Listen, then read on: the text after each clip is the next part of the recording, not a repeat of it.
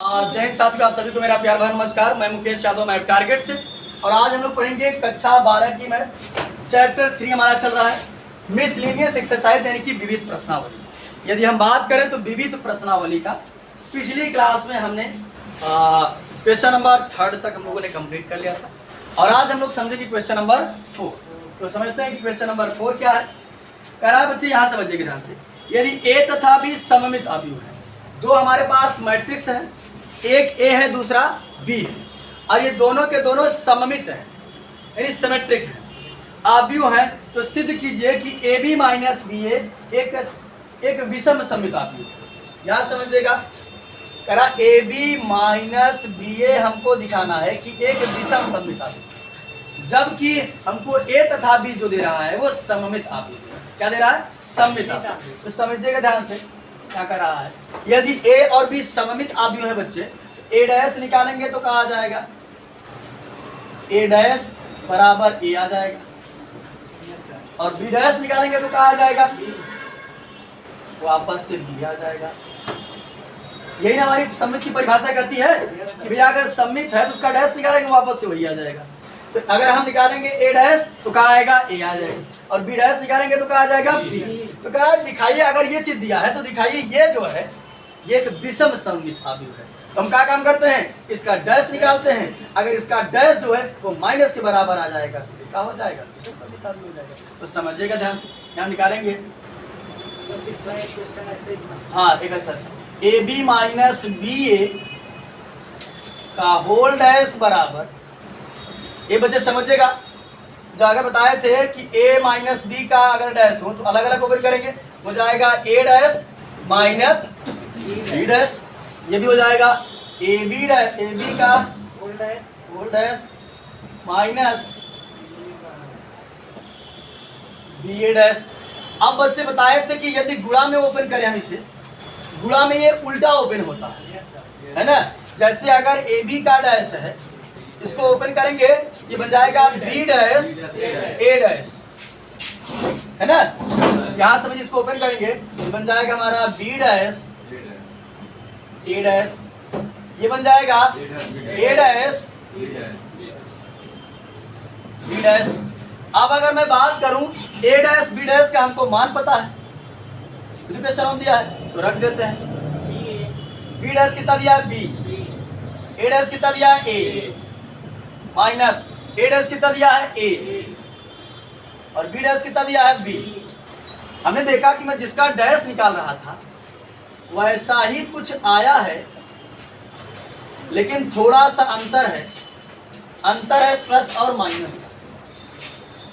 तो हमने सोचा कि अगर यहां से माइनस कॉमन करें तो सेम टू सेम ये चीज आ जाएगी। तो हमने यहां से माइनस कॉमन कर लिया, ए बी माइनस बी ए का होल डैश बराबर, यहाँ से बच्चे हमने माइनस कॉमन किया। जब माइनस कॉमन करेंगे तो जो माइनस बाहु प्लस और जो प्लस बाहु माइनस आई का हो जाए प्लस का ए बी और ये प्लस था, ये क्या हो जाएगा माइनस का बी ए।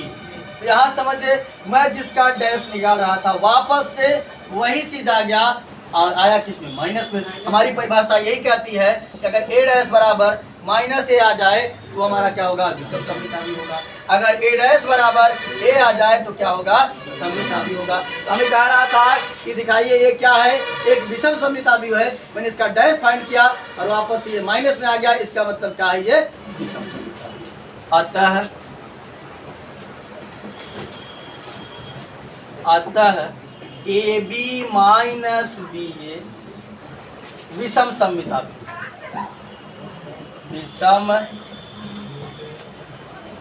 सममित अवयव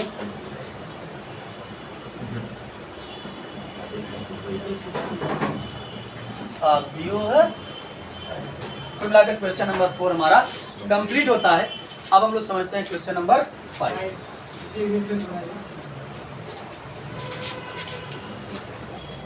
अब हम लोग समझते हैं क्वेश्चन नंबर 5। देखते हैं क्वेश्चन नंबर 5 क्या है। करा सिद्ध कीजिए कि अवयव बी डैश ए बी, क्या बी डैश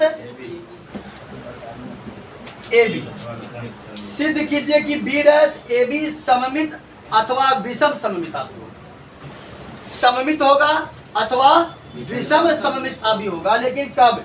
यदि ए सममित तथा विषम सममित आव्यूह होगा। इसमें कुल मिलाकर हमारा दो कंडीशन बनेगा। क्या कंडीशन बनेगा? दो। एक बार ए हमारा क्या है? सममित है। जब ए हमारा सममित होगा तो बी डैश ए बी को भी क्या दिखाना पड़ेगा? सममित दिखाना पड़ेगा। एक बार ए डैश हमारा विषम सममित आव्यूह होगा तो बी डैश ए बी को भी क्या दिखाना पड़ेगा? विषम सममित आव्यूह। अगर ए डैश सममित तो ये भी सममित, बी डैश सॉरी ए डैश अगर विषम सममित, इसको भी क्या करना पड़ेगा? विषम सममित। इसमें कई कंडीशन बनेगा? दो कंडीशन। यहाँ हम लिखेंगे जब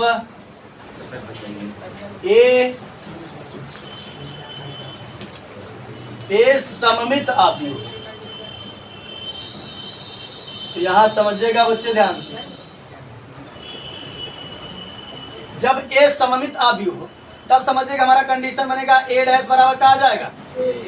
हमारी परिभाषा ये नहीं कहती है अगर सममित है ए डैश बराबर क्या आएगा? ए आएगा। चलिए, तो अगर हमने ए को सममित माना है, इसको भी क्या दिखाना पड़ेगा? सममित दिखाना पड़ेगा। और सममित आएगा कब? यदि मैं इसका डैश फाइंड करूं और वापस से यही चीज आ जाए तो क्या हो जाएगा? सममित हो जाएगा। भाई परिभाषा ये नहीं कहती है कि यदि ए डैश बराबर अगर ए आ जाए तो सममित होगा। इसे दिखाना है सममित, इसका डैश निकाले, वापस से यही चीज आ जाए तो क्या हो जाएगा? हमारा सममित हो जाएगा। तो चलिए देखिएगा, समझिएगा, हम लोग बताते हैं। बी डैश ए बी का डैश बराबर, ये बच्चे समझिएगा ध्यान से, ई एक चीज बा, ई एक चीज बा, समझिए ध्यान से, ये एक चीज है और ये एक चीज। तो गुणा में जब ओपन होता है तो उल्टा ओपन होता है, तो हो जाएगा ए बी का डैश और फिर बी डैश का डैश। तो समझिएगा बच्चे ध्यान से, फिर से इसको ओपन करेंगे तो फिर से ये अपोजिट ओपन होगा। यहाँ तुमने क्या हो जाएगा हमारा? बी डैश ए डैश, और बताए थे यदि किसी का डैश निकाले वापस से वही चीज आ जाता है। एग्जाम्पल लेकर के समझाए थे जब इसका इंट्रोडक्शन किया। तो बी डैश का डैश क्या हो जाएगा? अब बच्चे ए डैश बराबर हमको क्या दिया है? ए दिया है। यहाँ लिख देंगे बी डैश, ए डैश की जगह लिखेंगे ए और ये। तो जिसका डैश निकाले वही चीज आया कि नहीं आया? ये हमारा सही। B dash A B dash बराबर वापस से वही चीज आ गया। अतः बी डैश ए बी सममित आव्यूह, सममित आव्यूह है। दूसरा कंडीशन बनेगा हमारा, दूसरा कंडीशन में करा था जब हमारा ए क्या हो? विषम सममित आव्यूह। तो लिखेंगे जब ए विषम सममित आव्यूह हो। ठीक, तो जब ये विषम सममित आव्यूह होगा तो परिभाषा है ए डैश बराबर क्या आ जाएगा? माइनस ए। हो जाएगा हमारा ए डैश बराबर माइनस ए। अब इसे कह रहा है, इसे आप दिखा दीजिए कि ये विषम सममित आव्यूह, यानी इसका डैश फाइंड करें, अगर माइनस आ जाए तो विषम सममित आव्यूह हो जाएगा। तो चलिए इसका डैश निकालते हैं, निकालेंगे बी डैश ए बी का होल डैश बराबर, ये गुणा के फॉर्म में, ये एक चीज बुरा इतना है, एक चीज बुरा इतना है, उल्टा ओपन होगा, ए बी का डैश इंटू बी डैश का डैश। इसको ओपन करेंगे तो फिर से उल्टा ओपन होगा, बी डैश ए डैश और बी डैश का डैश बी हो जाएगा। फिर यहाँ समझिएगा बी डैश हमारा ऐसे रहा, ए डैश हमारा कितना हो जाएगा? माइनस ए। यहाँ हो गया हमारा माइनस ए इंटू बी, ये बच्चे ये प्लस और ये माइनस का देगा माइनस बी डैश, माइनस पहले लिखे थे, minus B dash A B. तो हमने जिसका डैश निकाला वापस से हमारा वही चीज आ गया। अगर वापस से वही चीज आ जाए तो हमारा वही चीज आ जाए माइनस में आ जाए तो क्या आ जाता है? लिख देंगे अतः बी डैश ए बी विषम सममित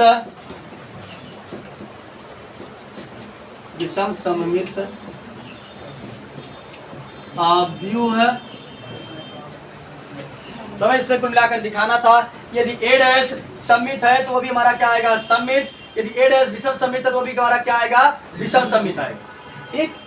आलोक मिश्रा, आलोक पता नहीं क्यों लोक में पहुंचाइए, ध्यान दिए रहे।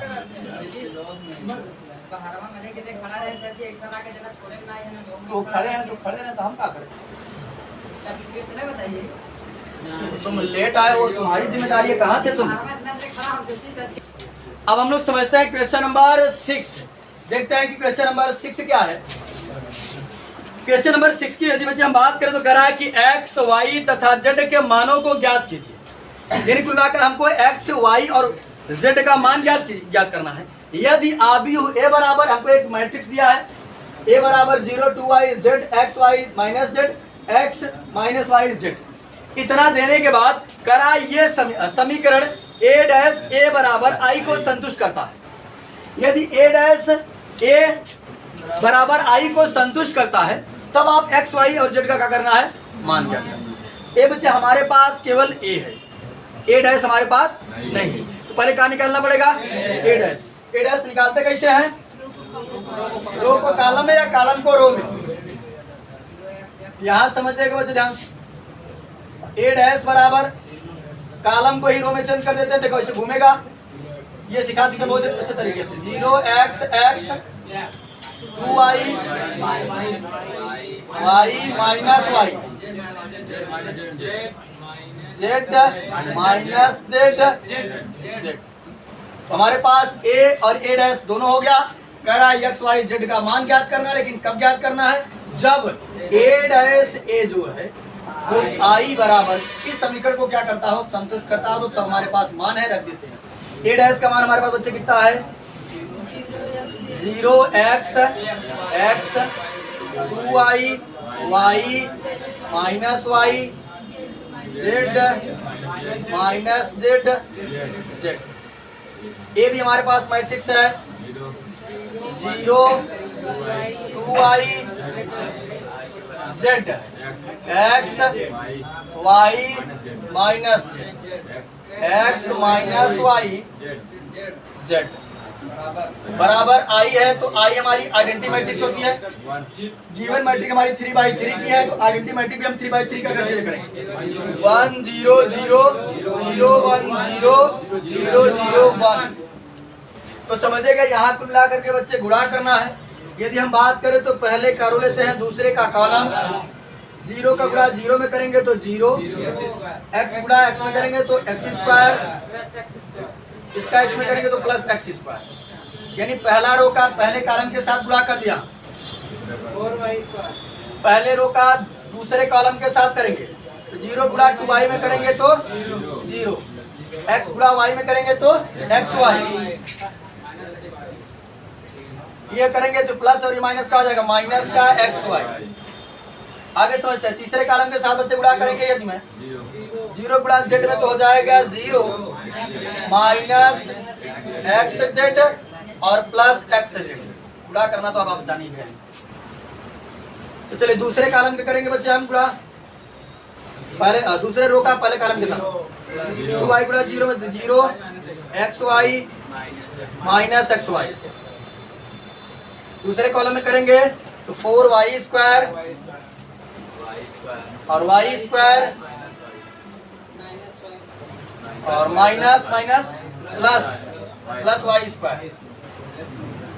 चलिए तीसरे कॉलम के साथ गुणा करेंगे बच्चे, हो जाएगा हमारा कितना का 2yz, दूसरे एलिमेंट को माइनस yz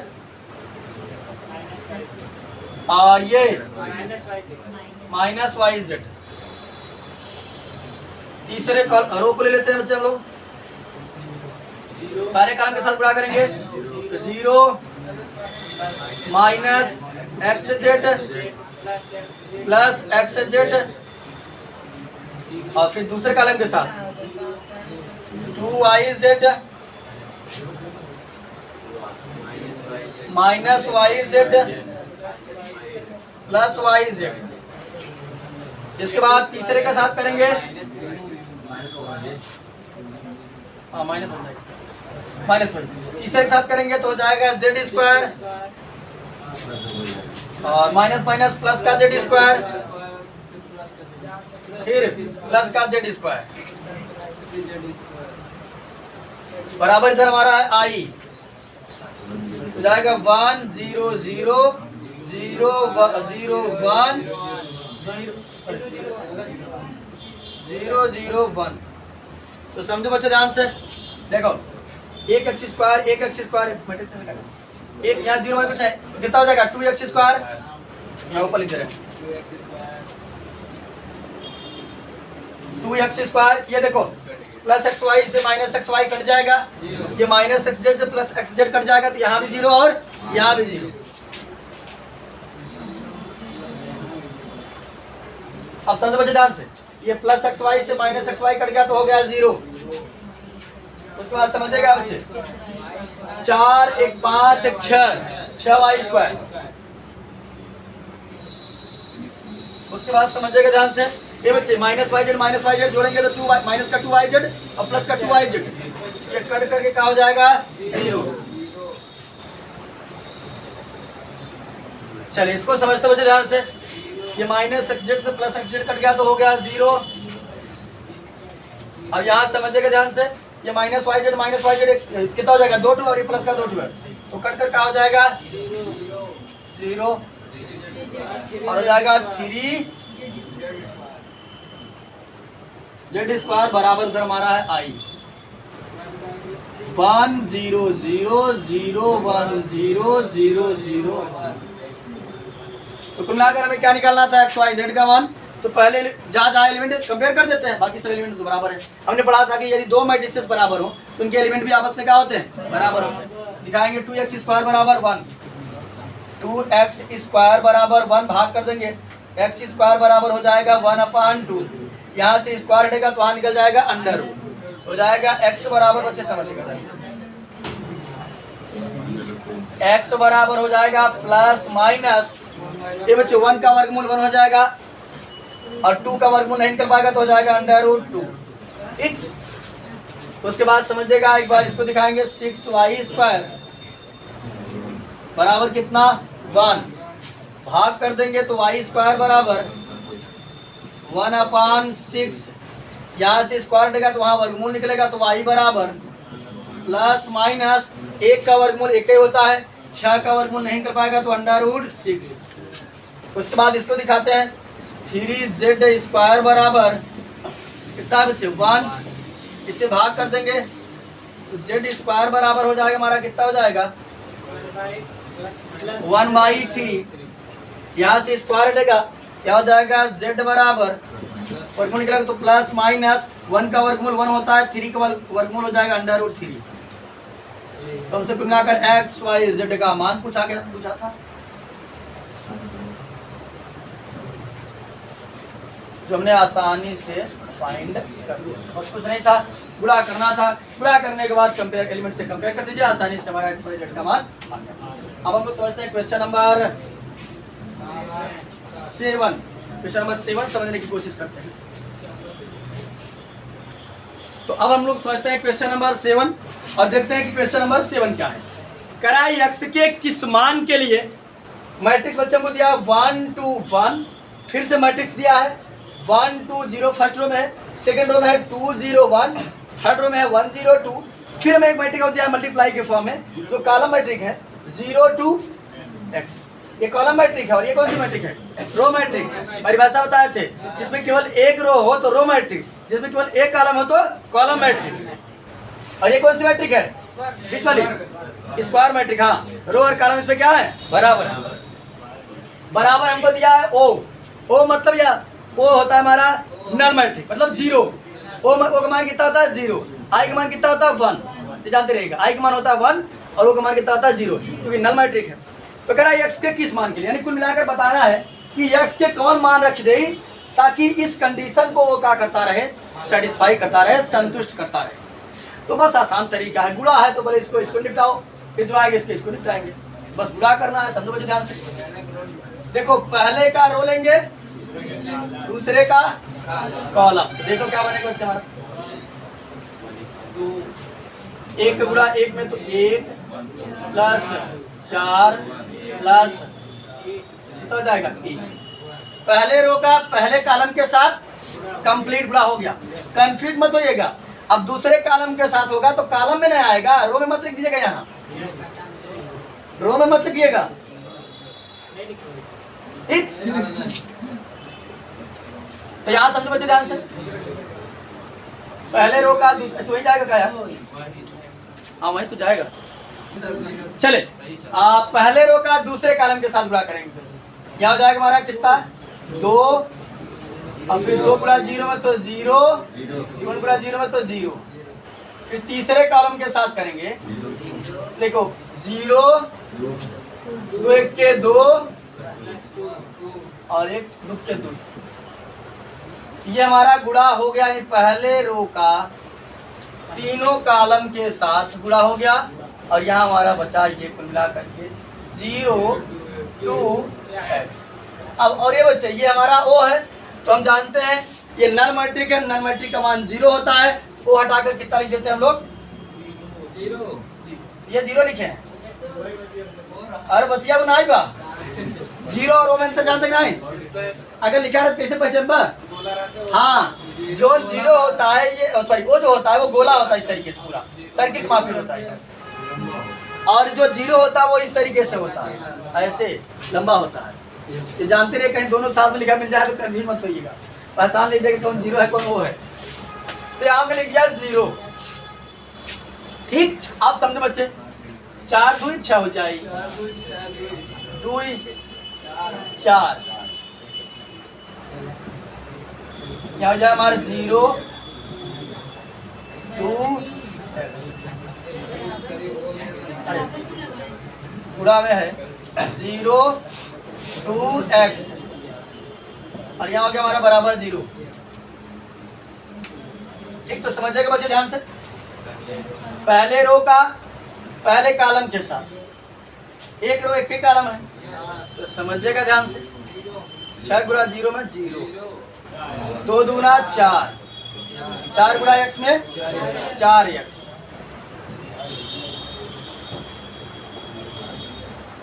बराबर, ये बच्चे समझिएगा। यहाँ हो जाएगा हमारा 4, दिखा देते इसके बराबर 4 प्लस 4x बराबर 0। ये प्लस उधर जाएगा तो 4x बराबर हो जाएगा -4, 4 1 के 4, 4 1 के 4, x बराबर हमारा कितना आ गया, यहाँ बराबर नहीं लगना चाहिए ना, बराबर तो दिया था। x बराबर कितना हो जाएगा, तुलना क्रम से हमें इसमें x का मान पूछा गया था, हमने आसानी से x का मान बता दिया। अब हम लोग समझते हैं क्वेश्चन नंबर 8। चलिए अब हम लोग समझते हैं क्वेश्चन नंबर 8। देखते हैं क्वेश्चन नंबर 8 क्या है।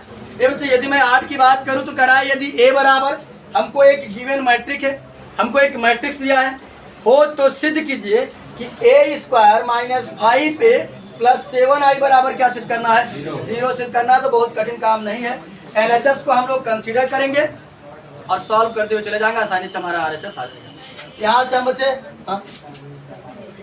यहाँ से हम लोग लेंगे LHS बराबर, जिसे बात करना बाहर निकल जाओ, पर्याप्त है जिसे बात करना शांति समझो, बात नहीं। a² क्या करेंगे,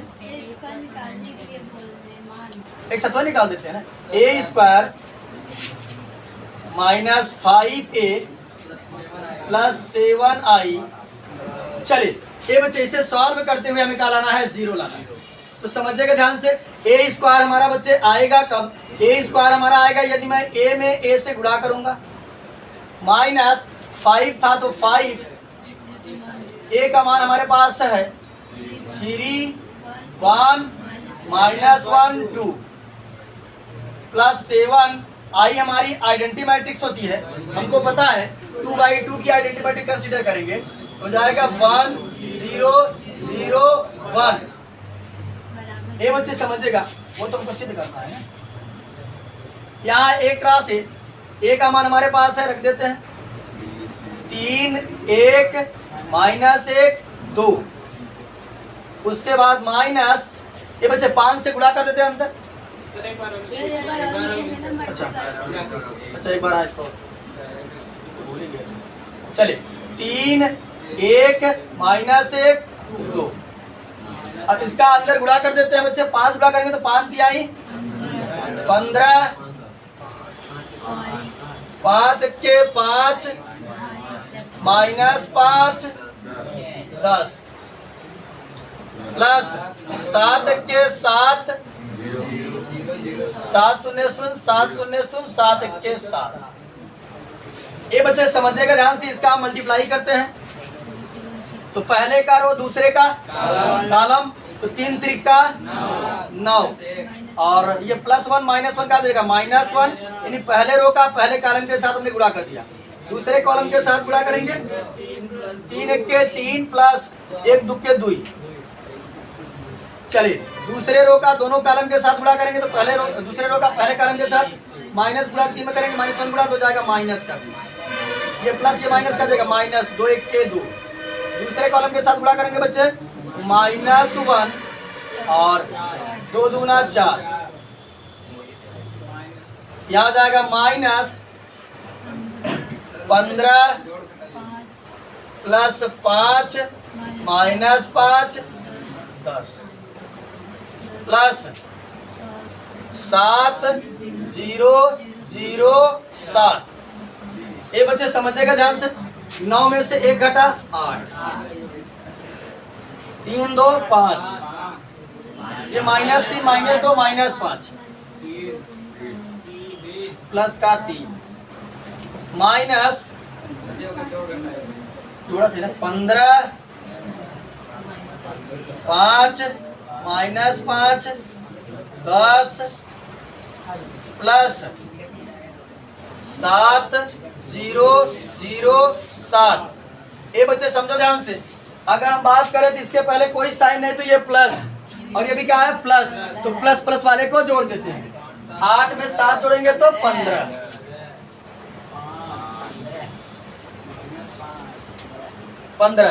5 में 0 जोड़ेंगे तो 5 चाहिए, -5 में 0 जोड़ेंगे तो -5 ही रहेंगे, और 7 3 10, और घटा देते हैं। घटाना किसको है, 15 5 -5 10। ये बच्चे समझिएगा ध्यान से, 15 में से 15 घटा 0, और 5 में से 5 घटा 0। ये बच्चे -5 में से घटाना है तो माइनस किसे घटाएंगे, -5 को। तो जब -5 को घटाएंगे तो ये हो जाएगा -5 माइनस माइनस प्लस का 5 कट करके कितना हो जाएगा, 0 हो जाएगा। 10 में से 10 घटा 0। ये बच्चे ये नल मैट्रिक है, नल मैट्रिक हम किससे डिनोट करते हैं, O से। ऐसे सिद्ध कर दो, और नल मैट्रिक का मान कितना होता है 0, ये हमारा 0 बराबर RHS। हमें यही सिद्ध करना था, जो LHS है वो RHS के बराबर है।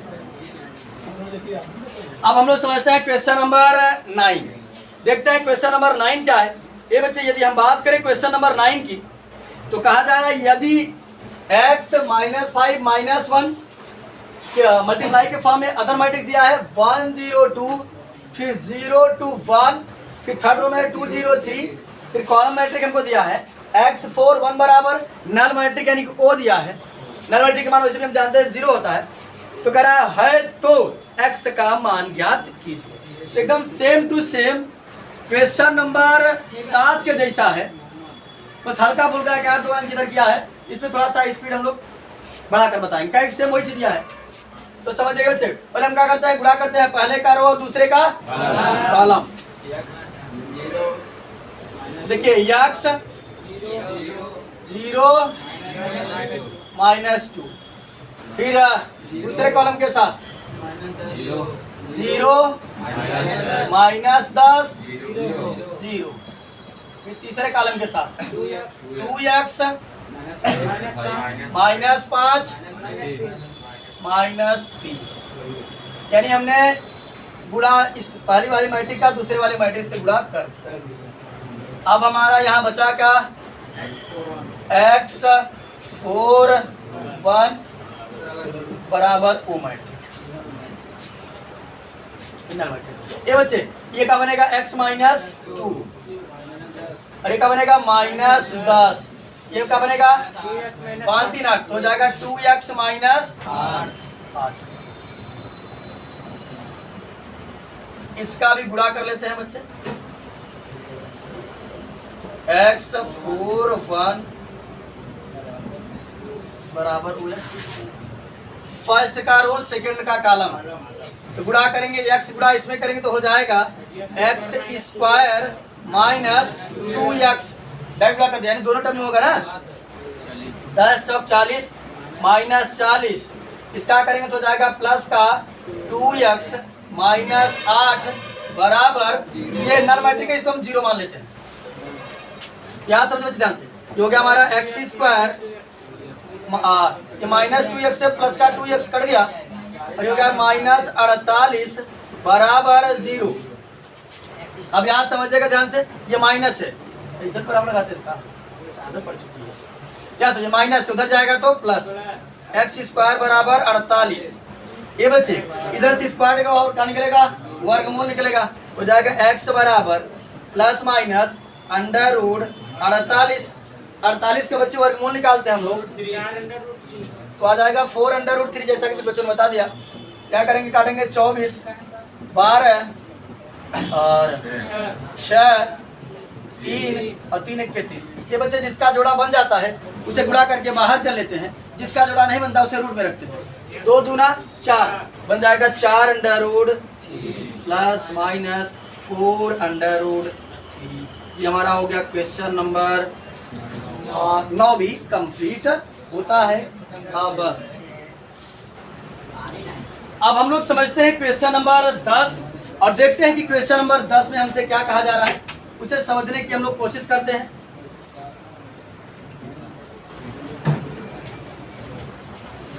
दस में करा एक निर्माता 3 प्रकार की वस्तुएं x, y तथा z का उत्पादन करता है। कोई फैक्ट्री है, कोई फर्म है जो कुछ प्रोडक्ट वो मैन्युफैक्चर करता है, ठीक, उत्पादन करता है, निकलता है। एक निर्माता 3 प्रकार की वस्तुएं x, y, z का उत्पादन करता है जिनका वह 2 बाजारों में विक्रय करता है। कई बाजारों में 2 बाजारों में विक्रय करता है। वस्तुओं की वार्षिक बिक्री नीचे सूचित दिया गया है। ये बच्चे आपको यदि हम बात करें तो इस तरीके से दिया गया है, लिखा है बाजार और फिर लिखा है फर्स्ट, फिर लिखा है सेकंड। यदि बात करें फर्स्ट की, फर्स्ट में दिया है हमको कितना बच्चे और फिर लिखा है उत्पादन। उत्पादन में है बच्चे यदि बात करें 10,000 फिर 2,000 18,000 ठीक, फिर कितना है 6,000 20,000 8,000। ये बच्चे समझो ध्यान से, ये हमको दिया गया है इस तरीके से। क्या समझे करा है कि वस्तुओं की वार्षिक बिक्री नीचे सूचित निर्देशित है जैसा कि यहाँ पर लिखा गया है। अब आगे समझिएगा, ए में करा है कि यदि x, y तथा z की प्रत्येक इकाई का विक्रय मूल्य तो इतना समान बनाता है। क्या करता है इतना समान बनाता है। यानी फर्स्ट मार्केट में 3 प्रकार की वस्तुएं बेच रहा है, ये x वाली है और ये क्या है y और ये क्या है z। ई वस्तु x है, ई वस्तु y है और ये वस्तु क्या है z है। इतना वस्तु निकाला था। और समझा पहले मार्केट में लग जाता, 2 मार्केट बाद ए में लग जाता, x कितना बेचा था 10,000, y कितना बेचा था 2,000 और z कितना बेचा था 18,000। और सेकंड मार्केट में जाता x कितना बेचा था 6,000, y कितना बेचा था 20,000 और z कितना बेचा था 8,000। तो कह रहा ये तो इतना वस्तु बेचा था, इतना वस्तुएं बेचा था, लेकिन एक खिनी के कीमत देता हमके। कीमत क्या दे रहा है बच्चे, कह रहा है कि x, y तथा z की प्रत्येक इकाई यानी एक एक वस्तु का विक्रय मूल्य, बेचे वाला मूल्य कितना बा।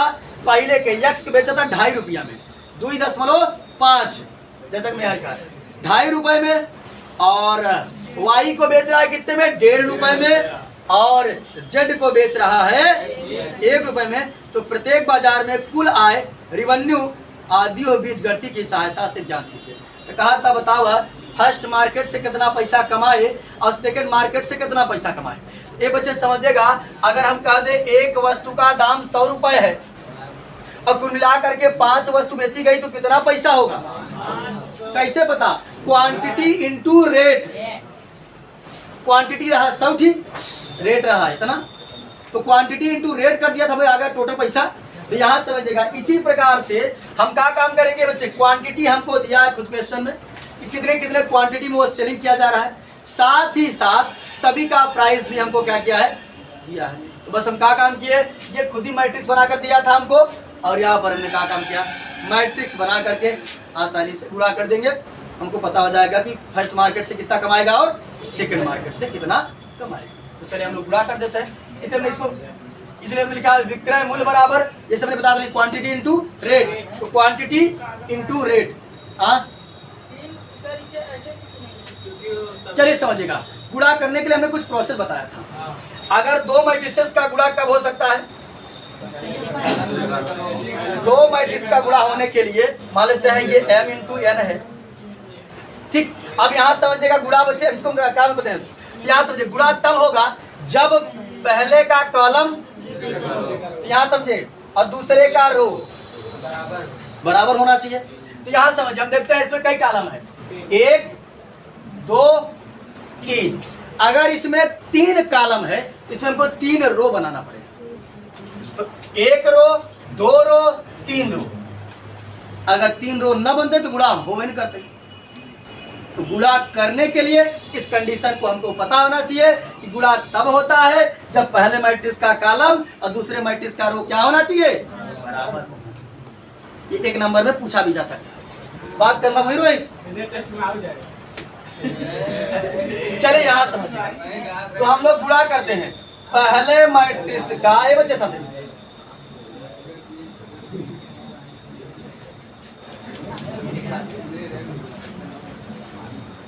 पहले इसका लेते हैं रो और इसका लेते हैं कॉलम, तो गुणा कर देते हैं बच्चे, ध्यान से समझो।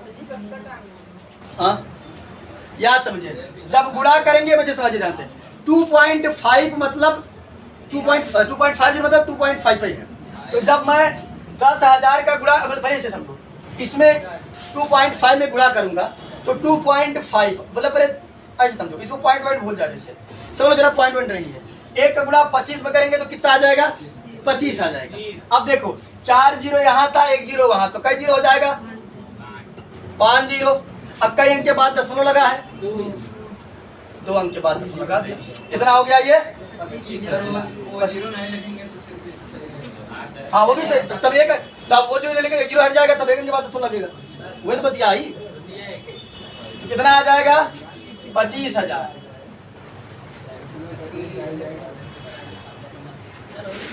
ये बच्चे समझिएगा। फिर दूसरे एलिमेंट को दूसरे के साथ करेंगे, देखो इसमें जब करेंगे 1.5 में तो 15 दूना 30 हो जाएगा, 30 हो गया, बाकी 3 जीरो यहाँ और 1 जीरो वहां, तो गया 5 जीरो।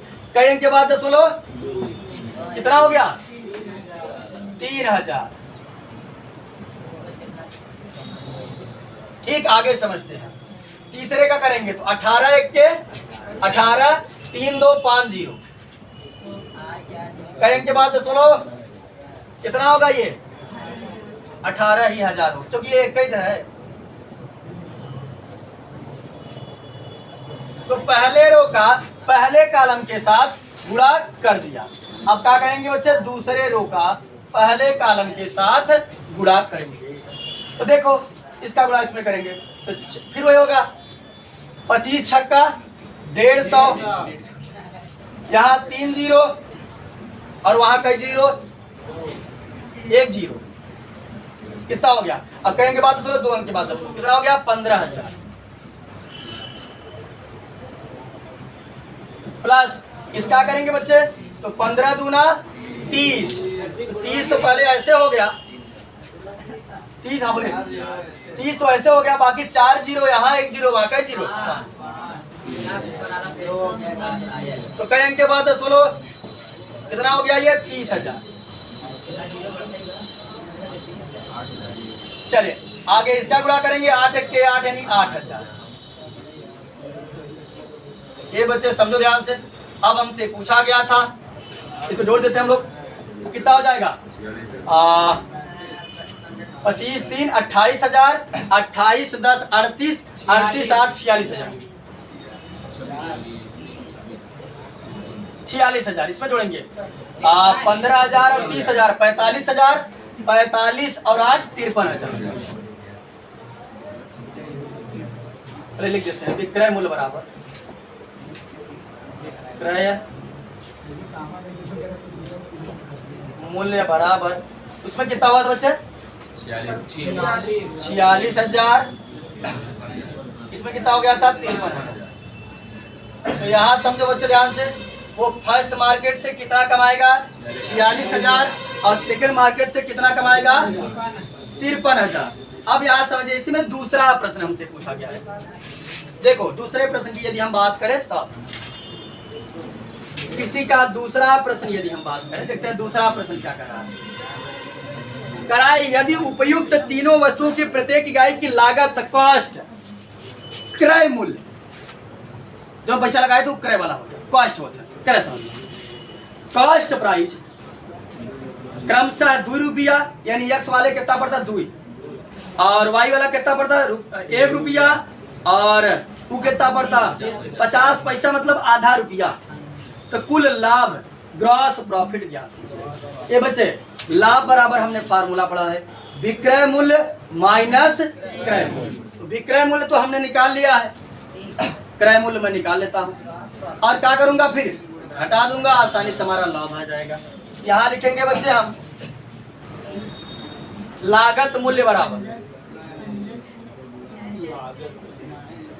लागत मूल्य बराबर, ये बच्चे देखो फिर वही लगेगा क्वांटिटी इनटू रेट। क्या समझे, क्वांटिटी तो सब पता है, वही सेम चीज है। कितना है 10,000, 2,000 और फिर 18,000। ठीक, उसके बाद समझिएगा ध्यान से, ये हमारा कितना है 6,000, फिर कितना है 20,000, फिर कितना है 8,000।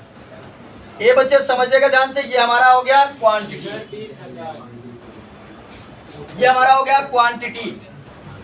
और कॉस्ट प्राइस हमको लागत मूल्य भी दे रहा है, कितना कितना दे रहा है 2 रुपया। तो 0 की कहानी समाप्त कर देते हैं। 2 रुपए, 1 रुपए, आधा रुपए, 50 पैसा मतलब आधा रुपया। अब आधा रुपया के हम लोग लिखी तो 1/2।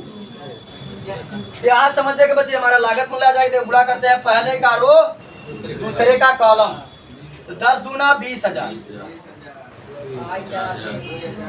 ठीक 2,000, 18,000 गुणा 1/2 में करें तो 2 के 2 दूना 18, 9,000 हो जाएगा। चलिए फिर सेकेंड रो का करते हैं फर्स्ट कॉलम में, तो 6 दूनी 12,000 प्लस 20 के 20,000 प्लस 8,000 गुणा 1/2 करें 2 के 2 2 चौका 4,000। तो अब ये समझो बच्चे ध्यान से, कितना आ जाएगा ये 20,000, 20 2 22,000, 22 8 31,000, वो 22 9 31,000। ठीक, चलिए इसको 12,000 और 20,000 32,000, 32 4 36,000। अब समझो बच्चे, हमसे फर्स्ट मार्केट या सेकंड मार्केट नहीं पूछा था, हमसे पूछा था कि कुल कितना लाभ। तो हम पता करवाए कुल कितना खर्चा और कुल कितना विक्रय। तो समझिएगा, अगर हम बात करें कुल लागत बराबर है 25,000, तो कुल लागत कितना हो जाए 31,000 इधर बा और 36,000 इधर लगाए बा। 31 और 36 कितना हो जाए 67,000। 67 हो ना, 67,000 लगाओ तो आप कमात कितना बा 6 3 9 5 4 9 99,000। तो 99,000 में से 67,000 घटा देंगे तो आ जाएगा हमारा लाभ। क्या लिखेंगे, कुल लाभ बराबर, एक लाइन नीचे लिख देते हैं,